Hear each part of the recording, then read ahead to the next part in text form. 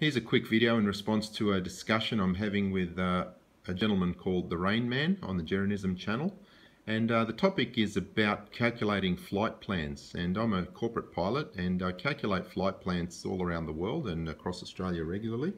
And these flight plans are normally done with a computerized flight planner or via an app, but I can also run the math manually, and I'll show you the formula for that shortly. But anyway, my challenge to the Rain Man was to calculate a flight distance between Sydney Airport and Perth Airport in Australia using math that would prove the Earth is flat. Now, I know that can't be done. I've asked this many times on many flat Earth channels, and nobody can do it because it can't be done. But anyway, for the sake of the exercise, I asked him, and he's come back and asked me, when you fly to and from these airports, how many miles is the flight, and how much of the flight is over solid land? So I've answered, and it's a truthful answer, saying that the flight times do change slightly depending upon the wind, and we can vary our route sometimes to take advantage of the wind. But generally, when we're going westbound from Sydney to Perth, we spend about an hour over water, maybe just a little bit more, sometimes a bit less. It really just depends on the specific rate, but the wind, I should say. But generally, the Great Circle distance is 1,773 nautical miles. When you take off and land, you obviously have to manoeuvre slightly on the departure and on the arrival, so that adds a few extra track miles. And on the last trip, we actually logged 1,795 nautical miles. Now, that's fine. I also told him we spend about an hour over the water. Now, he's come back and said, your numbers don't add up. The nautical miles is far too short and the amount of time over the Great Australian Bight is far too long, considering the trip is only 1,773 nautical miles. Well, that's an interesting comment, and I'm going to ask him to demonstrate how that is wrong. And what I'm going to do now is just demonstrate that what I told him was 100% correct. What I've got here is the very last flight plan we used to fly to Perth. And I've redacted out any personal information relating to the aircraft and the date. But as you can see, it's from Sydney to Perth. And origin is Sydney, destination is Perth. And if we have a look down there, the flight time was 4 hours and 20 minutes. It's got a couple of figures there, takeoff and landing weight, that's fine. But what's important is this figure down here, distance, 1,776 nautical miles. Okay, so it's slightly different because there's a little bit of manoeuvring factored into the route. It's not a perfect Great Circle route. It does have to go via certain airways. So that's going to add just a couple of track miles there that you can see.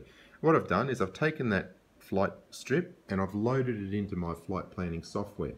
You can see that as we're going from Sydney to Perth, we do actually go across the Great Australian Bight, this water area here. We start at Canby, we go to Fagan, Phillip, Flake, and then we go over the mainland again. So let's have a look at the flight plan and see how much of that time is actually over water. If we come down here, you'll see that it has each individual leg. There's the total distance again, 1,776.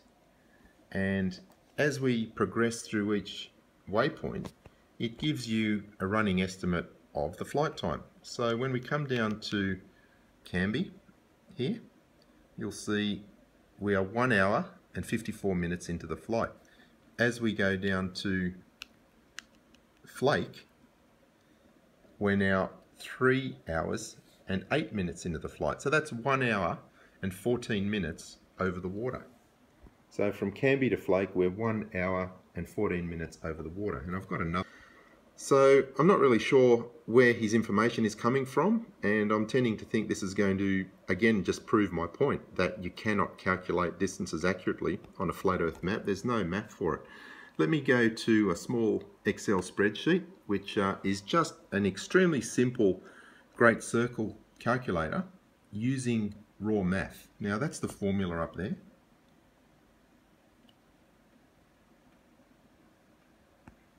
Okay, that's the formula. I've posted this many times on Flat Earth websites, just asking people to calculate themselves, but so far nobody's been able to do it. It's actually quite simple. Putting in the latitude and longitude for Sydney and Perth, it comes up with 1770 nautical miles. Now this is just a simple Great Circle calculator. It's just based on perfect spherical math. It's not taking into account the Earth being slightly oblate, an oblate spheroid. So it's within a couple of miles, but that's actually within an accuracy of better than 0.5%. So it's good enough just as a manual backup. 1,770 miles. The computerized flight plan shows it's 1,773 for a direct Great Circle track. A little bit longer when you have to maneuver around some of these waypoints. So there's the math to prove the distance is correct. It's in the ballpark. It's within 0.5% of what the true distance is, and that's using spherical math. Spherical math is assuming that the lines of longitude are actually converging towards the North Pole and the South Pole. So what I'm asking again is show me a formula that allows me to calculate an accurate distance on a flat Earth map. Anyway, I'll post this video and we'll see what comment we get back.